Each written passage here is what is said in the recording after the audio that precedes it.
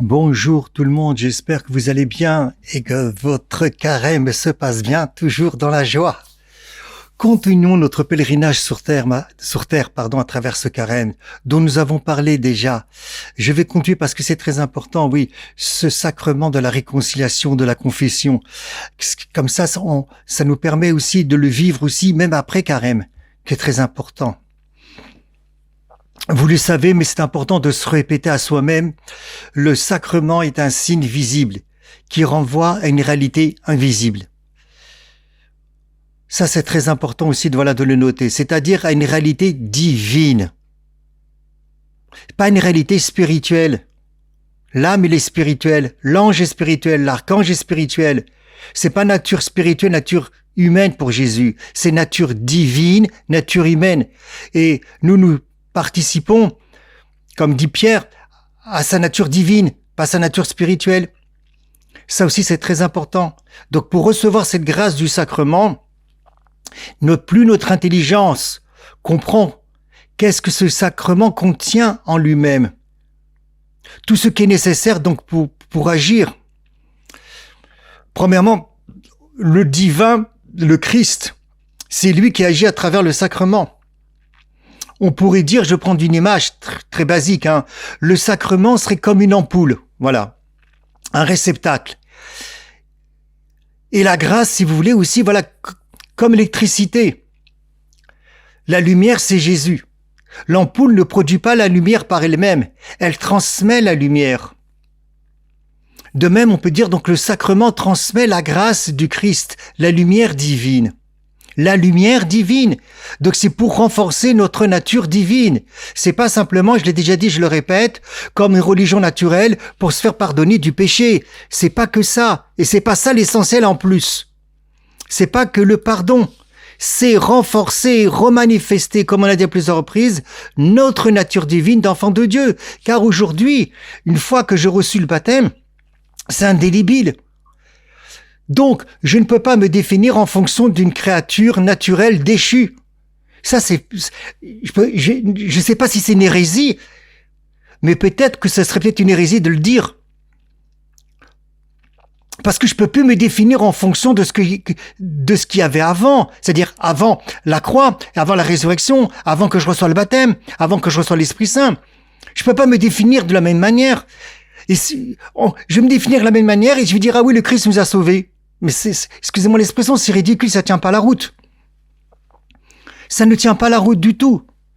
Donc la question c'est, je peux pas me définir en tant qu'une créature créée par Dieu, une créature déchue. Non, je suis maintenant enfant de Dieu. Et je répéterai à chaque fois, c'est très important, hyper important. Et bien sûr, j'ai toujours mon vieil homme. Donc pour que cette grâce agisse pleinement en nous, il faut essayer de mettre moins d'obstacles. En fait, il faudrait qu'elle ne rencontre pas d'obstacles. Voilà. Alors, le premier obstacle qui est possible, c'est notre manque de consentement intérieur. Voilà.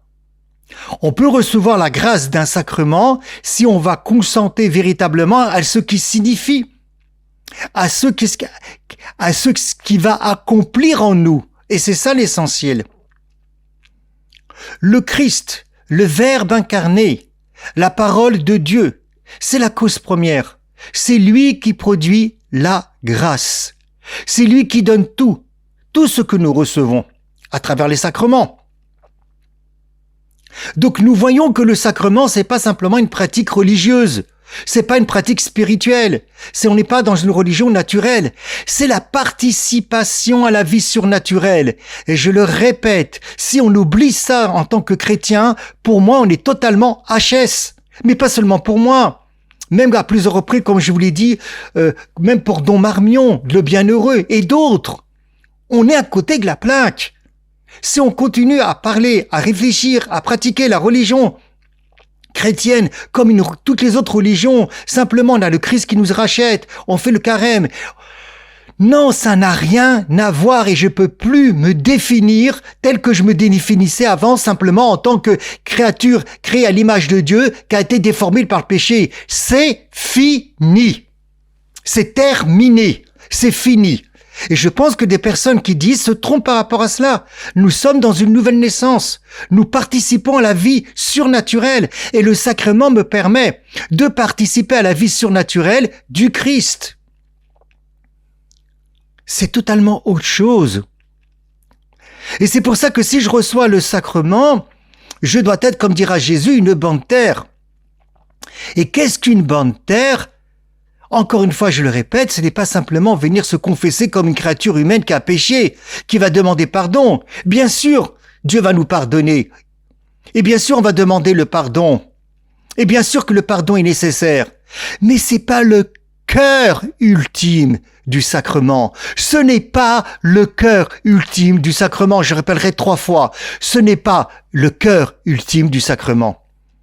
Être une bonne terre, qui est le cœur ultime du sacrement, c'est venir avec le désir réel de vivre la vie surnaturelle, la vie divine, la vie du Christ, la vie en Christ, et que le Christ se donne à chaque fois à nous et qu'il nous a donné. Voilà ce qu'est le sacrement. Voilà ma disposition pour recevoir le sacrement. Vous voyez bien que le sacrement ne s'adresse pas à une vie naturelle. Il concerne notre vie surnaturelle. Si, exemple, je viens dans une disposition comme une créature naturelle, à avoir pratiqué une religion naturelle, à recevoir une vie naturelle, même spirituelle, qui a commis des fautes, sans adhérer à la vie nouvelle que le baptême donne, que cette nouvelle naissance donne, ce que vous êtes. Mais si je viens au sacrement sans adhérer à la vie nouvelle que le Christ m'offre, je passe à côté du cœur du sacrement. Je passe à côté de la profondeur du sacrement parce que le sacrement, il n'est pas là pour une religion naturelle. Le sacrement, il n'est pas là pour une créature naturelle. Le sacrement, je le reçois en tant qu'enfant de Dieu pour ma vie surnaturelle. Recevoir le sacrement, c'est adhérer à l'œuvre du Christ. C'est entrer dans sa vie divine qui nous communique à chaque fois. Et comme l'enseigne saint Thomas d'Aquin, c'est pas simplement moi, on va dire un juif converti qui est enthousiaste, qui est tout feu, qui va parler de cette façon-là, parce que peut-être j'aurais une pensée plus orientale que d'autres. Non! Regardez ce que nous dit saint Thomas d'Aquin. Et même si c'est le cas, c'est le cas. Voilà. Mais, comme le dit saint Thomas d'Aquin, nous naissons à la vie surnaturelle par le baptême. Et moi, je vais continuer à me définir en tant que pécheur acheté, en tant que créature qui est blessée, en tant que comme avant, en fait, comme une créature qui n'a pas reçu le baptême. Il y a un bug. Il y a un grand bug, mes frères et sœurs, je vous le dis franchement. Donc, on voit bien qu'on va pas naître à cette vie par une religion au sens sociologique du terme ou même spirituel. Il s'agit de vivre une vie surnaturelle à travers les sacrements donnés par l'Église, ou plutôt donnés par le Christ à travers son Église. Et là, c'est très important, pas seulement de dire « je sais », mais c'est de proclamer à chaque fois et de sortir de ce mauvais paradigme. Je vais vous dire lequel qu'on nous enferme. Le mot catholique signifie universel. On va dire oui, je le sais. Mais pourtant, comment on se définit? Ah, t'es catholique, t'es évangélique, t'es protestant? Non, on a réduit le terme catholique à une identité ou à un groupe particulier qui appartient, ou à une église particulière qui appartient avec différentes doctrines par rapport aux protestants, par rapport aux évangéliques. Exemple, l'Eucharistie, d'accord? L'Immaculée Conception. Mais le mot catholique, ça décide l'universalité de la grâce et de la vie divine offerte à tous. Donc on me demande, est-ce que je suis catholique ou pas? Premièrement, je dis, je suis enfant de Dieu. Et je reçois les sacrements dans l'église catholique. Mais je vais pas, ma carte d'identité, c'est pas le catholicisme. Il faut sortir aussi de cela. Ma carte d'identité, c'est pas je suis catholique. Ma carte d'identité, c'est je suis enfant de Dieu au sein de l'Église catholique. C'est autre chose. C'est autre chose. C'est comme si d'abord, ma première chose, je suis un être humain et puis je suis français. Et bien là, je suis enfant de Dieu au sein de l'Église catholique. Mais ma carte d'identité, mon identité, c'est pas être catholique. Ma carte d'identité, c'est être enfant de Dieu, membre du Christ, dans l'Église catholique. Et ça, c'est très important. Et c'est pour ça que chaque sacrement a pour but de nous communiquer davantage la vie du Christ, de l'augmenter en nous. Chaque sacrement, c'est pas fait pour qu'on va devenir plus catholique ou moins catholique. Chaque sacrement, c'est fait pour que nous communiquions la vie du Christ et de l'augmenter en nous. Il s'agit de grandir dans la vie même du Christ. Or, le Christ, il est glorieux. Son corps est ressuscité, son corps est transfiguré, glorifié, et bien sûr de recevoir et de vivre toujours plus de l'Esprit Saint. Et donc de recevoir cette vie naturelle. Voilà le point essentiel. Et c'est pour ça que les sacrements, le cœur du sacrement,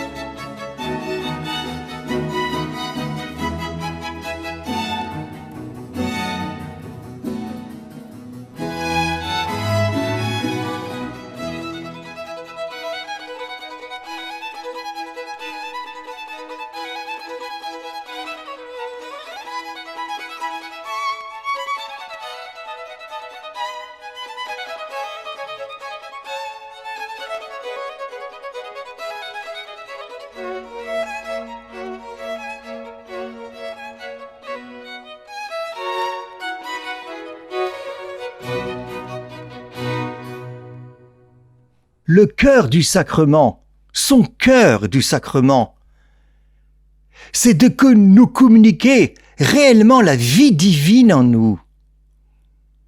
Et c'est cette dimension, cette réalité qu'il faut redécouvrir si on l'a perdue et de le vivre toujours plus en profondeur. En profondeur. Il est écrit que Dieu veut notre sanctification.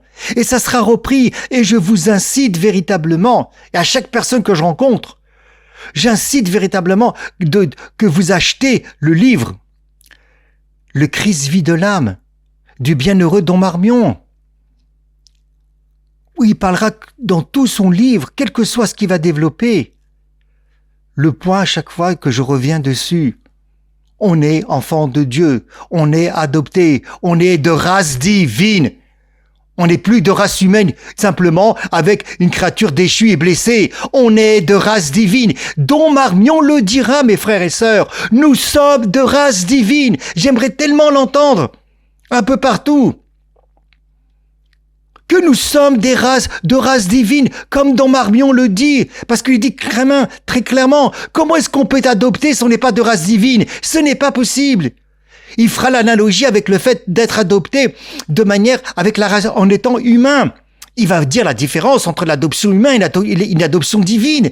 Mais pour pouvoir être adopté, comme dit Paul, c'est que nous sommes devenus de race divine. Et Don Marmion le dira, un moine bénédictin, un moine catholique.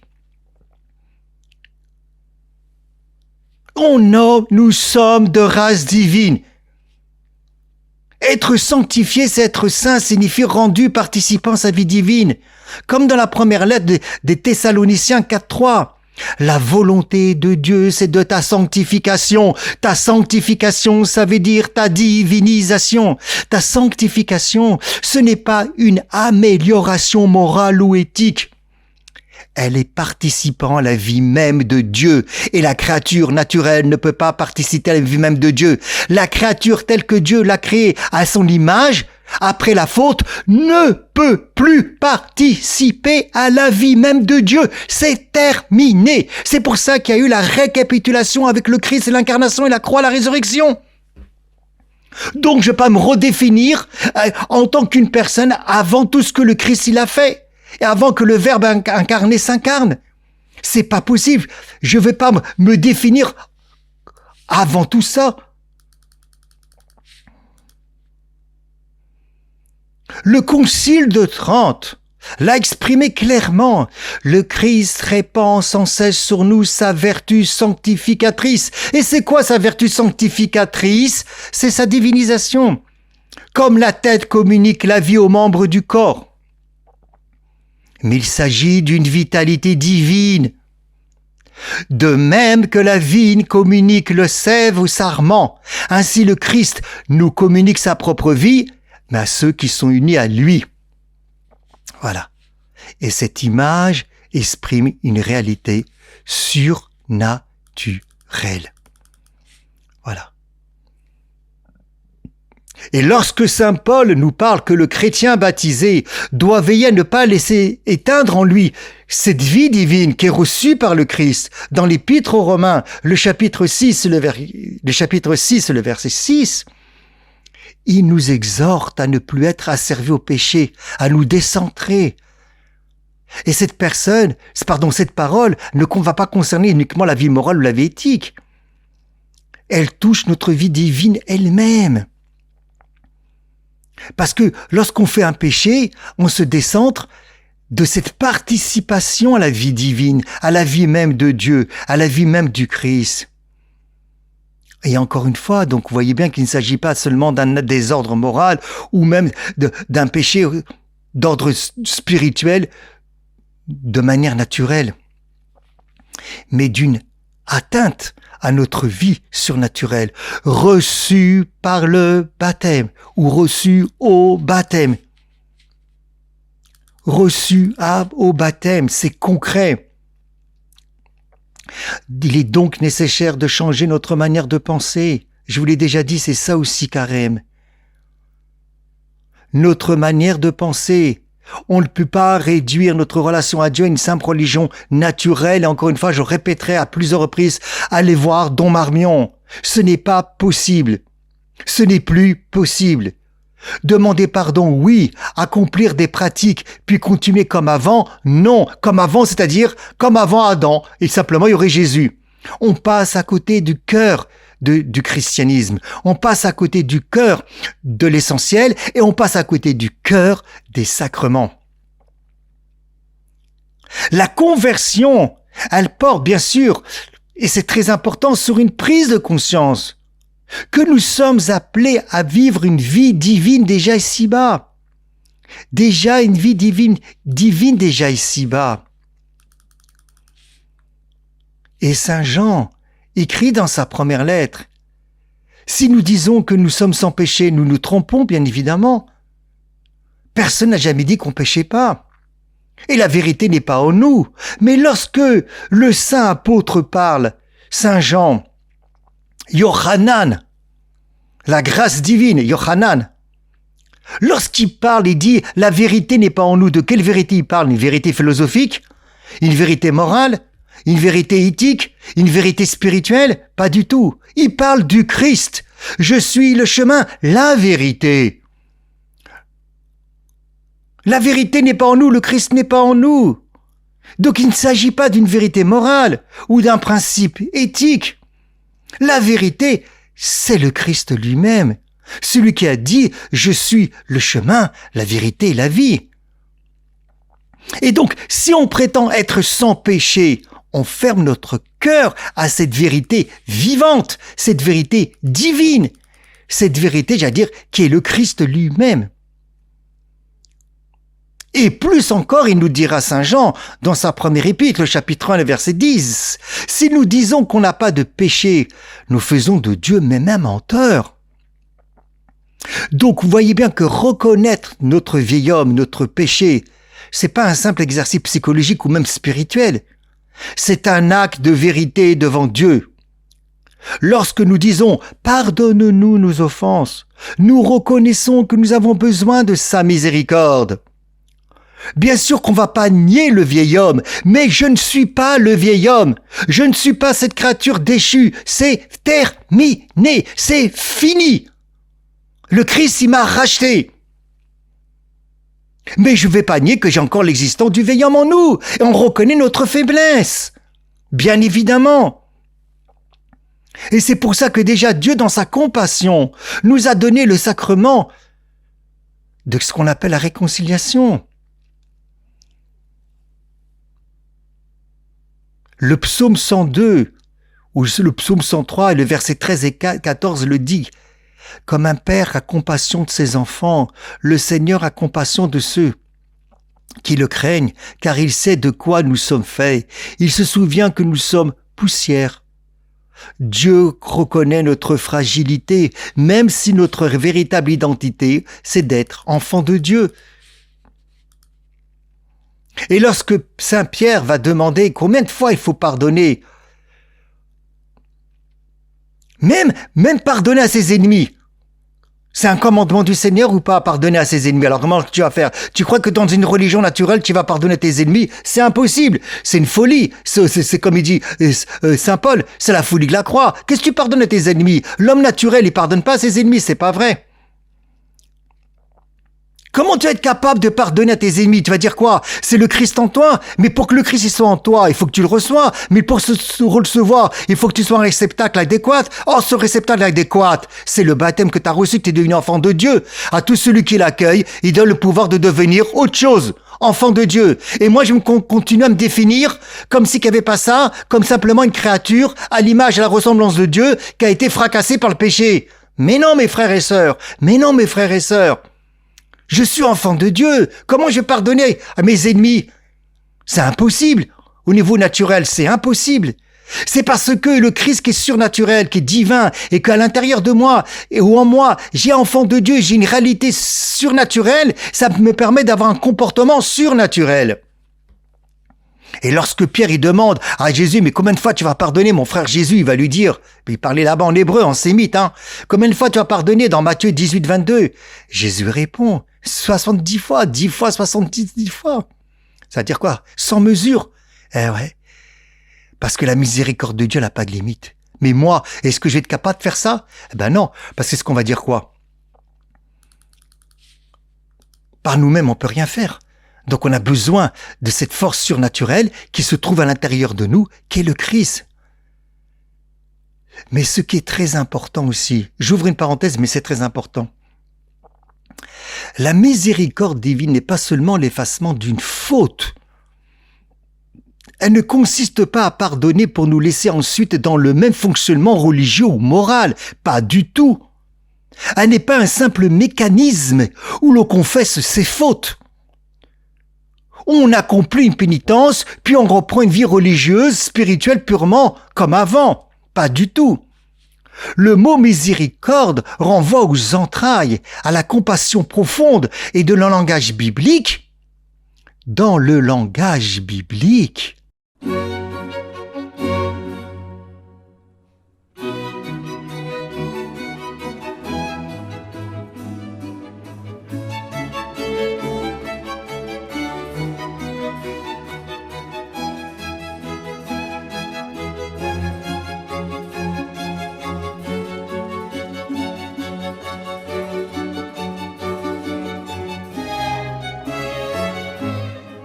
Dans le langage biblique, la miséricorde divine, c'est les entrailles, ça évoque la maternité, c'est-à-dire ça évoque la naissance. C'est ce que dira Paul, je vous enfante dans la douleur jusqu'à ce que le Christ soit formé en vous. Ça, c'est la miséricorde. La miséricorde divine n'est pas que le pardon du péché. La miséricorde divine, lorsque Dieu te pardonne, ça signifie il te redonne vie, c'est-à-dire qu'il te manifeste encore plus ta vie divine, enfant de Dieu. C'est-à-dire que le sacrement de pénitence, c'est une véritable, je pourrais dire, renaissance. Quand je parle de renaissance, je parle, comprenez-moi le bien, d'accord? Quand je parle de renaissance, je parle que l'enfant de Dieu que nous sommes est relevé, fortifié, vivifié, il va plus se manifester et le vieil homme, il est cloué à la croix. Il est cloué à la croix. C'est pour ça, dit qu'il n'est pas uniquement sur lequel peut-être saint Thomas d'Aquin a mis l'accent, un pardon juridique, laissant l'homme dans sa condition naturelle. Il s'agit d'une restauration. Il s'agit d'un accroissement de la vie divine en nous. Voilà ce qu'est le sacrement de confession. Cette miséricorde. C'est pour ça que j'incite les personnes d'aller se confesser au moins une fois par semaine. Si on prenait conscience que c'est le cas de sacrement de confession est un accroissement de la vie divine en nous. Wow, moi, je veux que cette vie divine s'accroît de plus en plus. Qui c'est qui le veut pas? Qui c'est qui voudrait pas qu'il ait un accroissement de vie divine en lui? Voilà le cœur du mystère, encore une fois, de la confession. C'est un accroissement de la vie divine en nous. Ce n'est pas uniquement un pardon, bien évidemment, que ça l'est. Ce n'est pas simplement l'effacement d'un péché, même si ça l'est. C'est la réactivation de la vie surnaturelle reçue au baptême, qui était en train de dormir.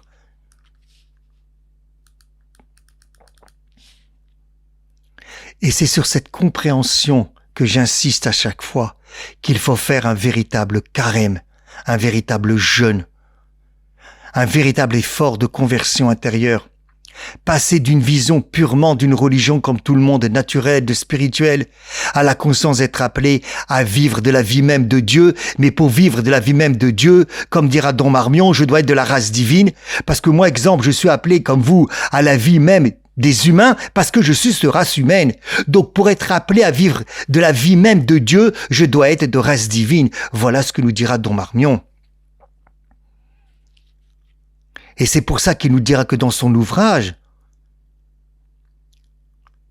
toujours Don Marmion, le bienheureux Don Marmion, affirme clairement, encore une fois, franchement, je vous conseille de l'acheter, ce bouquin. Même si vous étudiez d'autres livres, celui-là, ça doit être le centre. Le centre. Il affirme très bien, donc encore une fois, le livre, c'est Le Christ vie de l'âme. Il affirme clairement que le christianisme, c'est un mystère de mort et de vie. Voilà, c'est pas un mystère de religion naturelle, de spirituel. C'est un mystère de mort et de vie. Voilà. Donc c'est une réalité de mort au vieil homme et de vie au nouvel homme. Il insistera dans une réalité intérieure et surnaturelle. Pas simplement intérieure et spirituelle. Parce qu'il y a d'autres religions qui parlent de ça aussi, intérieur et spirituel. D'autres religions en parlent d'être intérieur et dans le spirituel aussi. Très bien, mais c'est pas ça le christianisme.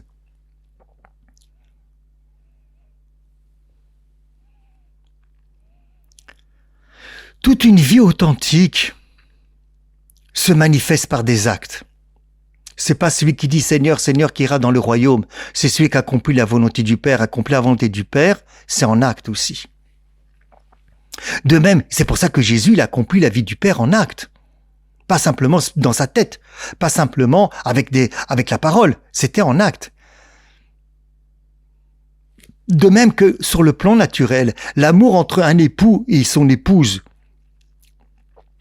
va se traduire par des gestes concrets, mais même l'amour d'amitié, on pourrait dire, entre des amis, entre des frères, en famille.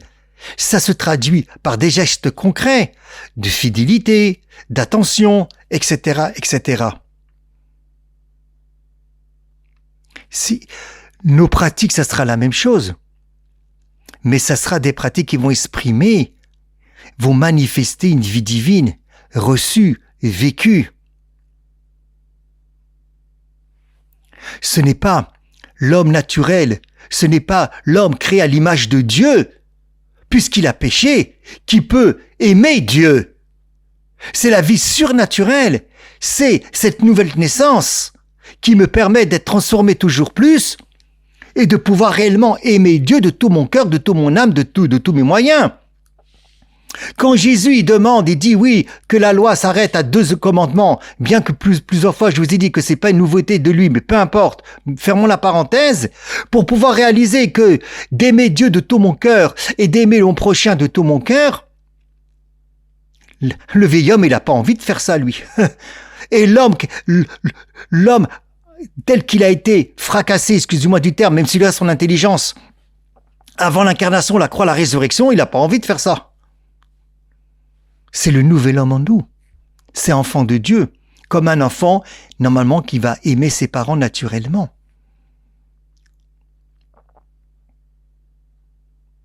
Et c'est pour ça que Don Marmion, le bienheureux Don Marmion, lorsqu'il a dit que je vous ai dit que pour lui le christianisme, c'est véritablement un sujet de mort et de résurrection, un sujet de mort et de vie.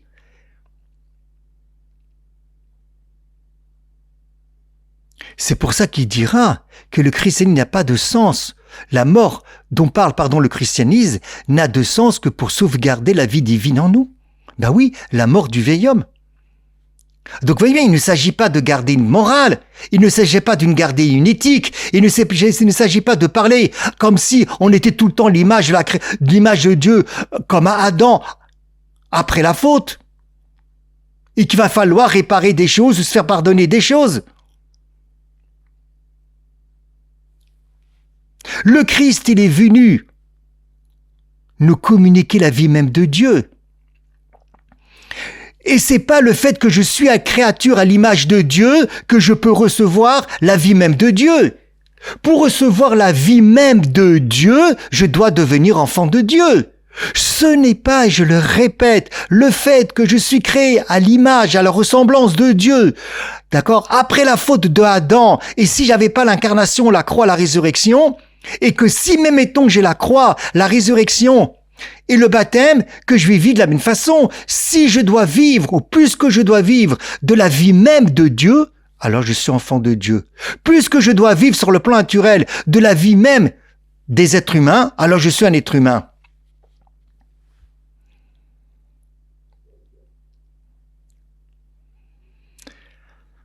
C'est pour ça qu'il dira que même lui, dans son chapitre sur la pénitence, qui est consacré à la pénitence, Don Marmion, c'est de faire croître en nous les fruits de cette vie reçue, les fruits de cette vie divine.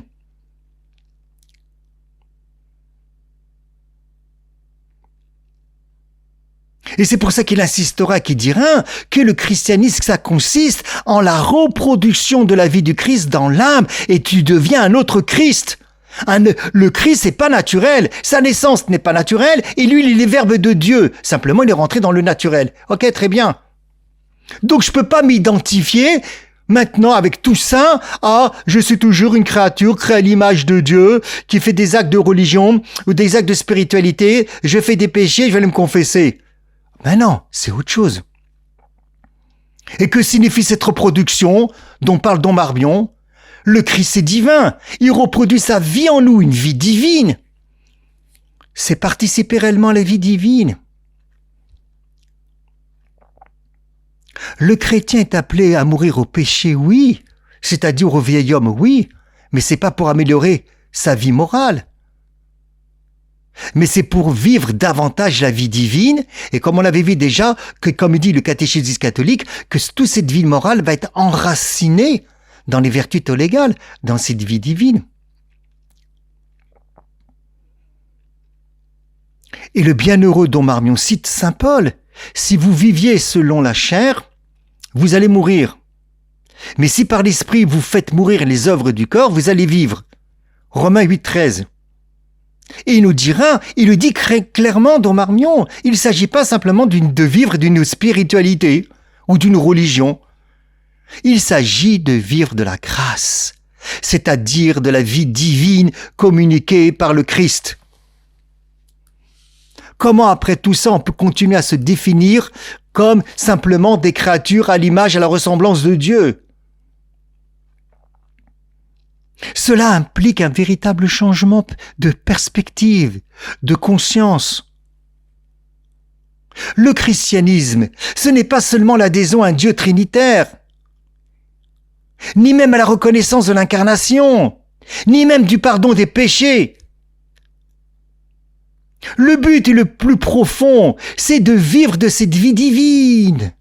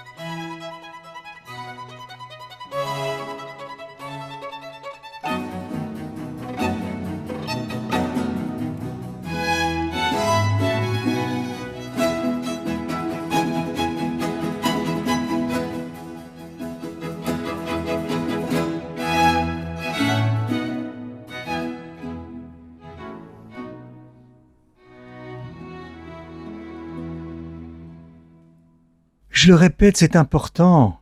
Parce que ça demande un véritable changement de perception, c'est une conversion intérieure. Le christianisme, c'est pas seulement l'adhésion à un Dieu trinitaire, et je me vois en tant que créature, simplement. Ni même la reconnaissance de l'incarnation de Noël. Ni même le pardon des péchés. Le but le plus profond, c'est qu'on devient enfant de Dieu.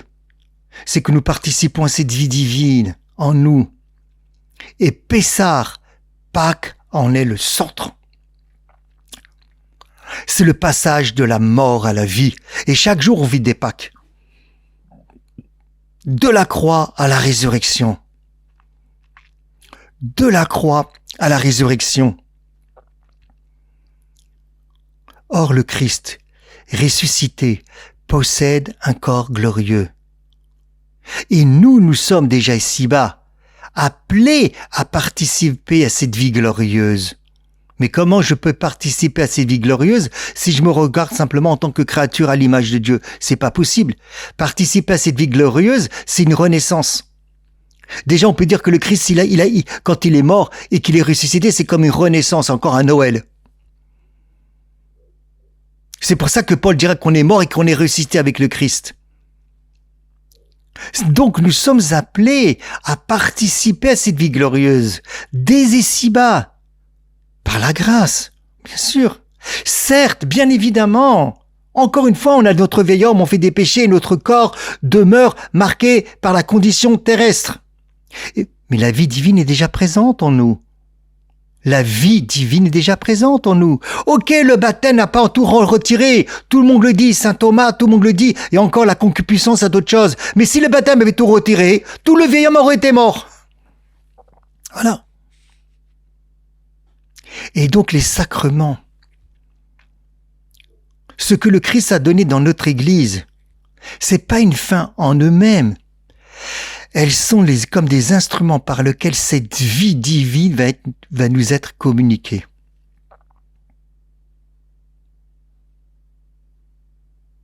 Et c'est pour ça que ce qui va être, la finalité, c'est cette participation réelle à la vie de Dieu, à travers ce que l'Église transmet, ce que le Christ a confié à l'Église, tout simplement. C'est aussi simple que ça.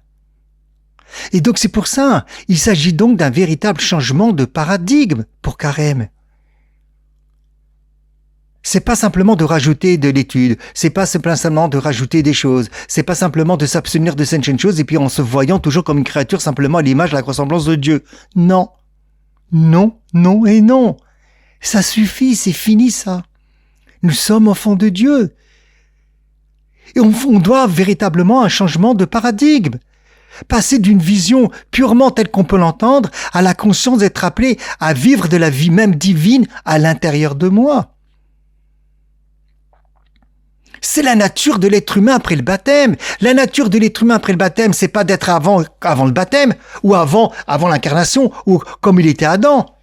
La nature de l'être humain après le baptême, c'est pas qu'il est déchu, qu'il a été racheté. Maintenant, la nature de l'être humain après le baptême, après la croix, après la résurrection, après mon baptême, mais c'est produit une nouvelle naissance réelle, une transformation ontologique, une participation de la nature divine de Pierre 1,4.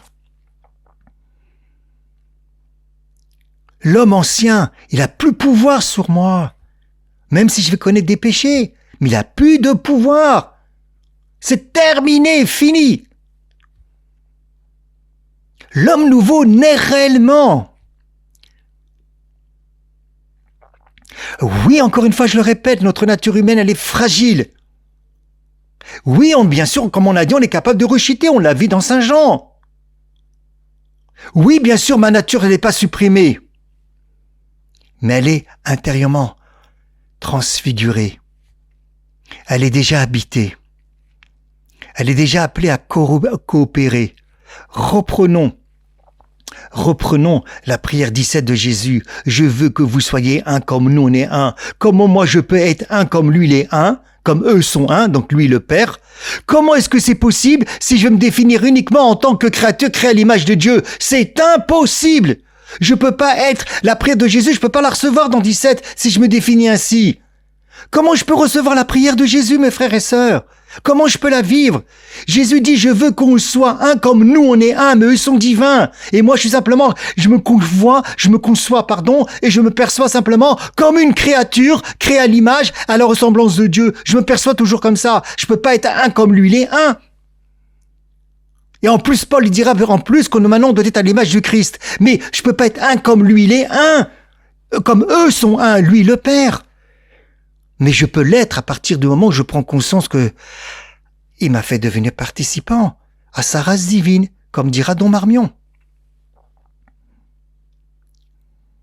Et c'est pour ça que la Pâque, la résurrection, c'est pas seulement un événement extérieur qui s'est produit avec le Christ et que maintenant moi je vais croire que tout le monde va ressusciter. Bien sûr qu'il y a ça. Mais c'est c'est recréer l'humanité intérieure de nous. C'est ouvert l'accès à ce que je suis, à la divinisation.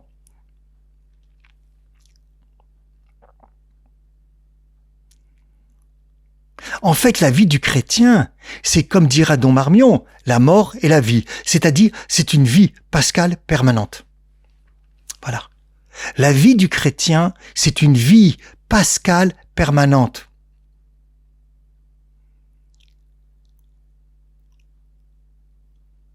Et ça, c'est très important. Sans oublier, bien sûr, qu'on va mourir. Sans oublier qu'on est fait de poussière. Sans oublier qu'on va retourner à la poussière. Mais c'est pas toute la vérité. Ce n'est pas toute la vérité. Je vais vous citer ce que dit Saint Jean de la Croix. Et arrêtons si c'est certaines personnes qui se disent des choses comme ça en disant « Ah non, Saint Jean de la Croix, c'est pas pour nous, on n'est pas des mystiques. » Tout chrétien est appelé à vivre une vie spirituelle profonde, mystique, laïque ou pas laïque, et plus une vie de divinisation. Saint Jean de la Croix rapporte, il dit que le Fils est la splendeur de la gloire du Père et l'empreinte de sa substance, Hébreux 1:3. Il nous dira dans son contexte spirituel quelque chose de bouleversant, d'incroyable. Dieu a regardé toutes les créatures à travers son Fils, le Verbe. Et c'est ainsi qu'il nous a créés.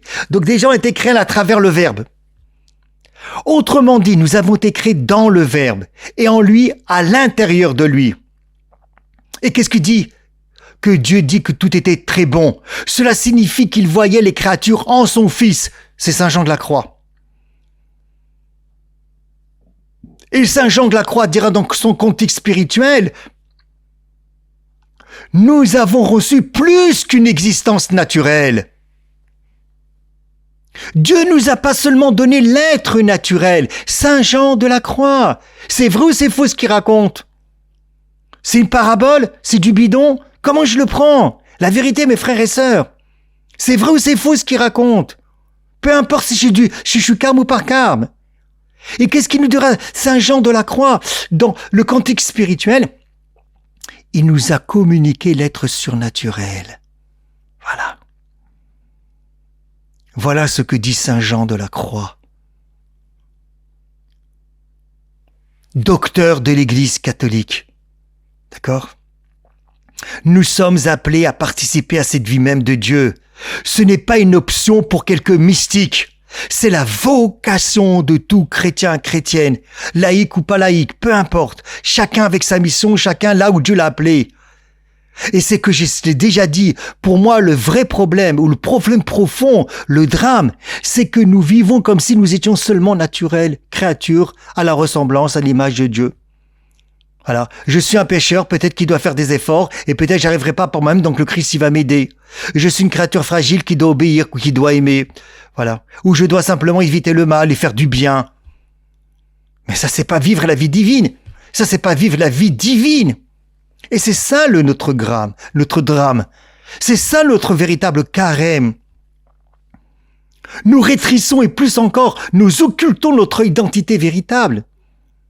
Nous vivons en dessous de ce que Dieu a voulu, ce que le Christ a voulu.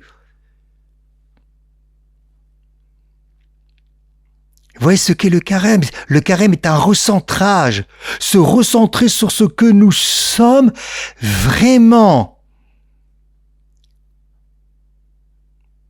Ce que nous sommes vraiment.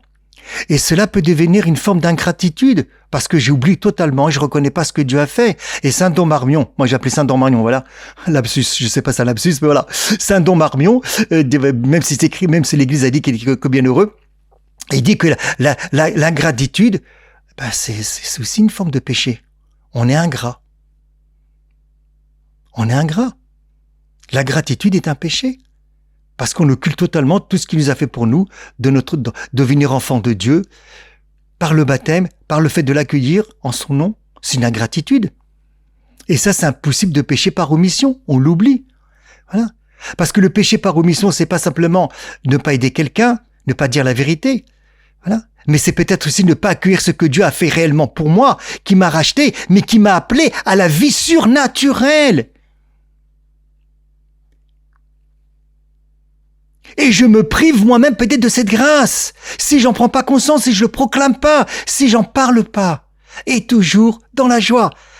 Amen.